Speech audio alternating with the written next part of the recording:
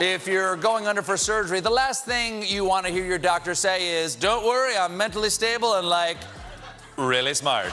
The voters and voter polls showed it, but the fake news media wasn't giving the credit that was due. Wow. Remember, I wasn't debating one person, I was debating three. They should fire everybody at ABC Fake News. I think that would qualify as not smart, but genius. ... Remember when you were a kid and that one joke would send you into a spiral? Well, turns out the former president of the United States isn't so different. Before we move on, I'd like to ask you a small favor. If you appreciate this content, please take a second to like this video and subscribe to the channel. Over 98% of you watch the videos without subscribing. It costs you nothing, but it makes a huge difference to us. So did you click the subscribe button? Great. Thank you so much. Now, back to the video. Colbert and Kimmel's recent roasts about Melania have got Trump more riled up than a toddler at bedtime. But unlike us normal folks, Trump's tantrums could have real political consequences. Curious how? Stick around and we'll break it down for you. Picture this, two guys armed with nothing but microphones and quick wits, taking on a dude who's got his finger on the nuclear button. Sounds like a superhero movie gone wrong, right? Well, welcome to the wild world of late night TV, where Stephen Colbert and Jimmy Kimmel have become the unlikely champions of political comedy. These funny men aren't exactly your typical political heavyweights. They're more likely to make you spit out your coffee than draft legislation. But don't let their goofy grins fool you. Their jokes pack a serious punch. While Trump's busy playing with his big boy toys in Mar-a-Lago, Colbert and Kimmel are busy turning him into the butt of America's jokes. Take Jimmy Kimmel's recent zinger about Trump and Melania playing pickleball. He quipped, "The only way to get Melania to touch his balls is to put a racket in her hand." Ouch! That's gotta hurt more than a bad spray tan. The voters and voter polls showed it, but the fake news media wasn't giving the credit that was due. Wow. Remember, I wasn't debating one person, I was debating three. They should fire everybody at ABC Fake News. He continued, I went from very successful businessman to top TV star, ... It was 3 against 1. Trump got humiliated by Kamala, the moderators, and by himself, primarily. being like really smart is not the same thing as being really smart, sir. Not to be outdone, Stephen Colbert took a swing at Trump's desperation, joking that he's begging Melania to please touch him with a 10-effect poll. Looks like Trump's marriage is about as stable as his Twitter feed. Oh wait, he doesn't have that anymore. Now, you might be thinking, so what? They're just jokes, right? Wrong-o, my friend. These late-night laughs are doing more than just giving us a giggle. Research shows that political comedy can shape public opinion even more than those boring old news shows. It's like sneaking veggies into a kid's meal. People are getting their political insights with a side of belly laughs. So how's the orange man taking all this? Is he firing off angry tweets? Oops, forgot again. No Twitter. But word on the street is that Trump's team is glued to their TV screens, watching these shows like hawks. Seems like they're more scared of a good punchline than they are of actual political opponents. But here's the million-dollar question. Why are these particular jokes getting under Trump's skin? Is it because they're hitting too close to home? Or is the former president finally learning the art of keeping his mouth shut? Dodging a debate makes him look like the coward that he is. And she challenged him to another one immediately. He wants no part of it. President of the United States, Still trying to convince the MAGAverse that he didn't blow it on Tuesday night against Kamala Harris, even though he is clearly terrified of facing her again.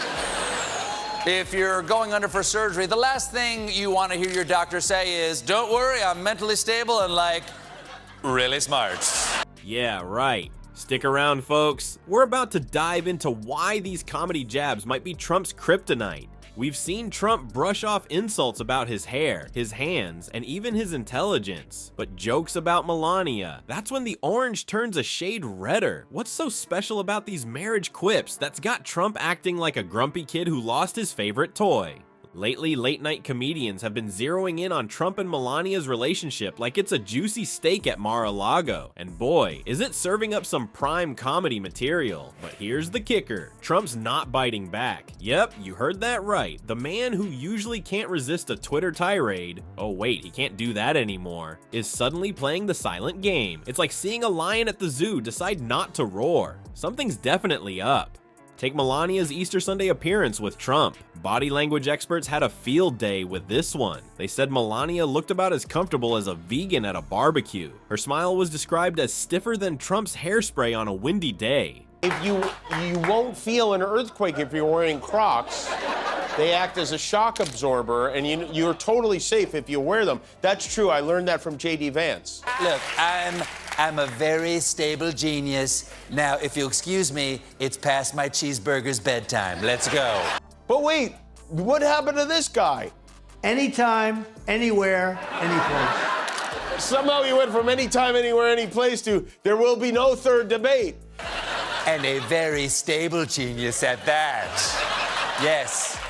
Ouch, that's gotta hurt more than a bad golf swing. So why are these marriage jokes hitting Trump harder than a well-aimed impeachment? Well, experts reckon it might be because it's the one thing he can't control with his money or power. Trump can buy buildings, influence elections, and even attempt to rewrite history, but he can't make Melania laugh at his jokes or hold his hand in public. It's like trying to get a cat to fetch. No matter how much you want it, it ain't happening. When a prize fighter loses a fight, the first words out of his mouth are, "I want a rematch." Polls clearly show that I won the debate against Comrade Kamala Harris. Also, I think it's worth mentioning that people who are mentally stable generally don't announce it.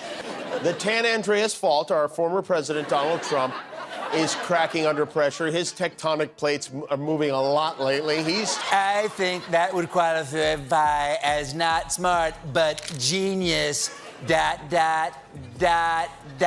And here's where it gets really juicy. Rumor has it that Trump's been begging Melania to be seen with him in public. Can you imagine? The guy who claims he could shoot someone on Fifth Avenue and not lose voters is now practically on his knees asking his wife to stand next to him. It's like watching a high school drama unfold, but with way higher stakes and worse hairstyles. But here's the million-dollar question. Is Trump's unusual silence a new strategy, or is it a sign that these jokes are hitting too close to home? Is the great Trump train finally running out of steam, or is this just the calm before another Twitter storm? Only time will tell, folks. But one thing's for sure, as long as Trump's around, American politics will never lack for punchlines. So it turns out laughter might be Trump's kryptonite after all. Who knew a few jokes could rattle the cage of a guy who once thought he was untouchable? It's like watching a superhero movie where the villain's weakness is a good knock-knock joke.